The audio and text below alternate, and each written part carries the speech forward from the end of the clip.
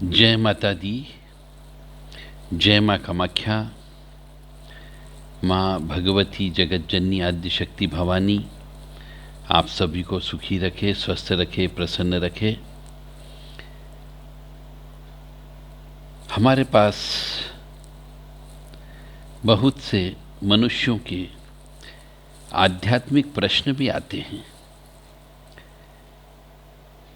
उन्हीं तारतम्य में हमारे पास जो प्रश्न आया है, प्रश्न ये है कि नदियों में स्नान करने का क्या महत्व है, नदियों में स्नान कब करना चाहिए और नदी में स्नान करने से क्या फायदा होता है।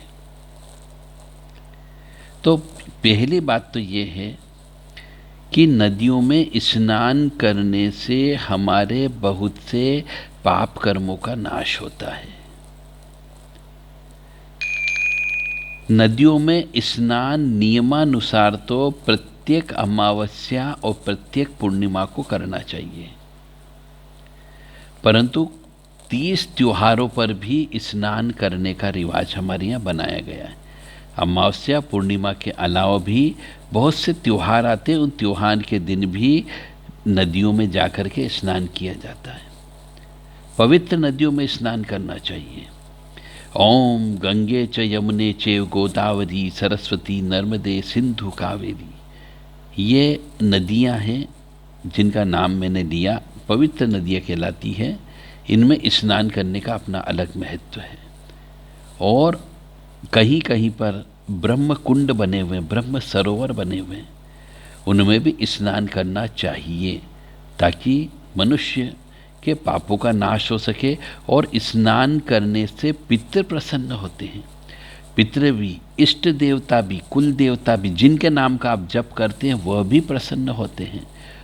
और साल में कितनी बार स्नान करना चाहिए तो मैंने बता ही दिया आपको कि पूर्णिमा को भी कर सकते हो, अमावस्या को भी कर सकते हो, और 30 त्योहारों पर भी करना चाहिए। और ये प्रश्न है कि स्नान का टाइम क्या होना चाहिए। नदी में स्नान करने का समय ब्रह्म मुहूर्त यानी 4 बजे के बाद से प्रारंभ हो जाता है। तो दिन में 11:30 बजे तक स्नान कर सकते हैं। 11:30 बजे के बाद में जो बीच का समय होता है, 12 बजे से लेकर के 2:30 बजे तक का समय में स्नान नहीं करना चाहिए। यानी 11:30 बजे से लेकर के 2:30 बजे के बीच में स्नान नहीं करना चाहिए। फिर 2:30 बजे के बाद 3 बजे के आसपास से आप शाम को सूर्यास्त के समय तक नदियों में स्नान कर सकते हो, कुंड में स्नान करना चाहिए। सूर्यास्त के बाद फिर स्नान नहीं करना चाहिए, यानी दिन और रात का जब मिलन होता है उसके पहले पहले स्नान कर लेना चाहिए। क्योंकि जब जो भी दिन और रात का मिलन का समय होता है उस समय पे आसुरी प्रवृत्तियाँ वाली शक्तियाँ मनुष्य के शरीर में प्रवेश कर जाती है, उनके ऊपर चिपक जाती है। तो स्नान जो है किस समय पे करना चाहिए वो भी मैंने अब आपको बता दिया। स्नान करने के पहले,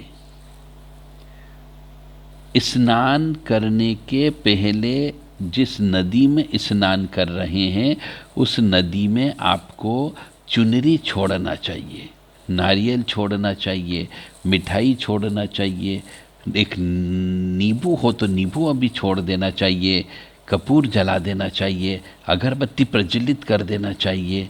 उसके बाद स्नान करना चाहिए। नदी के अंदर, तालाब के अंदर, कुएं के अंदर, बावड़ी के अंदर, नहर के अंदर स्नान करते समय यूरिन नहीं करना चाहिए, पेशाब नहीं करना चाहिए। और जिस नदी में स्नान करते हैं उस नदी में अपने कपड़े धोना नहीं चाहिए। यदि आप कपड़े खोल के हैं वापस लेकर के आते हैं तो उन्हें वैसे के वैसे ही कपड़ों को पॉलीथीन में रख कर के लेकर के आना है। वहाँ पे साबुन नहीं लगाना चाहिए। नदी में स्नान करते समय शैम्पू का यूज़ नहीं करना चाहिए, साबुन का भी यूज़ नहीं करना चाहिए। क्योंकि हमारे इसमें नदियों को हम हवन पूजन करते समय आह्वान करते हैं, सप्त नदीभ्यो नमः। और जो भी कलश भी स्थापना होती है उस कलश में भी हम नदियों का आह्वान करते हैं कि ओम गंगे च यमुने चैव गोदावरी सरस्वती नर्मदे सिंधु कावेरी, ये सब बोलते हैं। इसलिए जब हम नदी को माँ मानते हैं तो उसके अंदर ये गंदगी नहीं होना चाहिए कि स्नान करते समय बहुत से लोग पेशाब कर देते हैं, वो नहीं करना चाहिए। और स्नान करने के बाद में नदी में कपड़े भी नहीं धोना चाहिए। स्नान करने के बाद में नदी को प्रणाम करना चाहिए, धन्यवाद देना चाहिए। और जो बड़ी बड़ी नदियाँ रहती है जिसमें मछलियाँ भी रहती हैं, उन नदी में स्नान करने के बाद में यदि आपके पास आटा उपलब्ध हो तो आटे को ओसन करके छोटी छोटी गोलियाँ बना करके मछलियों को खिला सकते हो। हमेशा स्नान करते समय यदि आप नदी में या बहते तालाब में, कुएं में, बावड़ी में दूध छोड़ते हो तो फिर आपको समृद्धि मिलती है। नदी में दूध डालने से, कुएं में दूध डालने से, बावड़ी में दूध डालने से, बहते पानी में दूध विसर्जन करने से समृद्धि आती है, लक्ष्मी की कृपा प्राप्त होती है।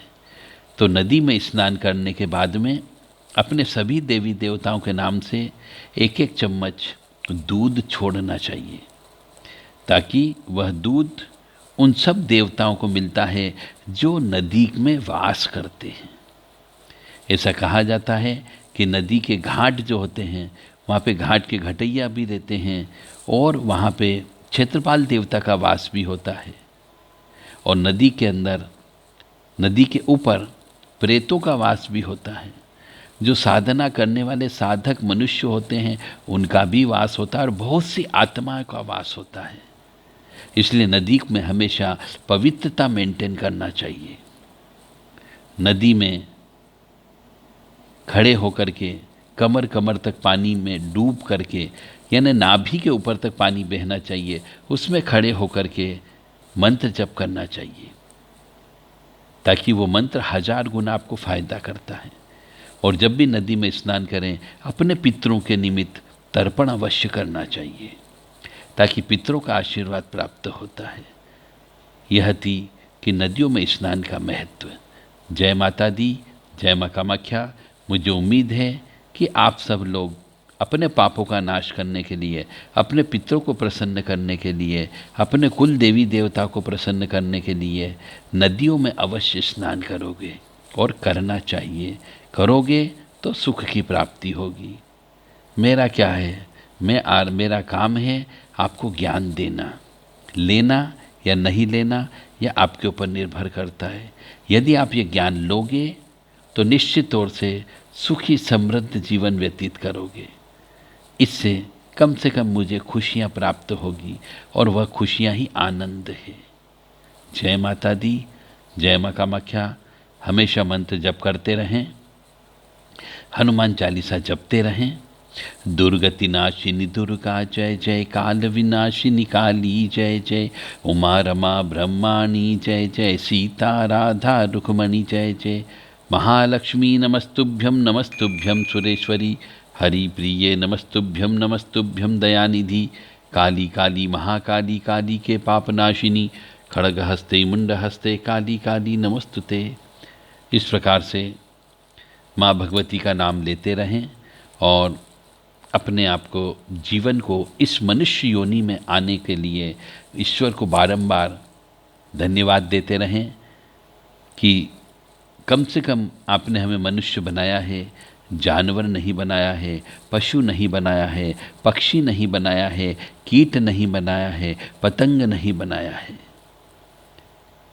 हे ईश्वर, हमें ऐसी बुद्धि देना कि हम वापिस तेरे चरणों में आ सकें। जय माता दी, जय माँ कामाख्या।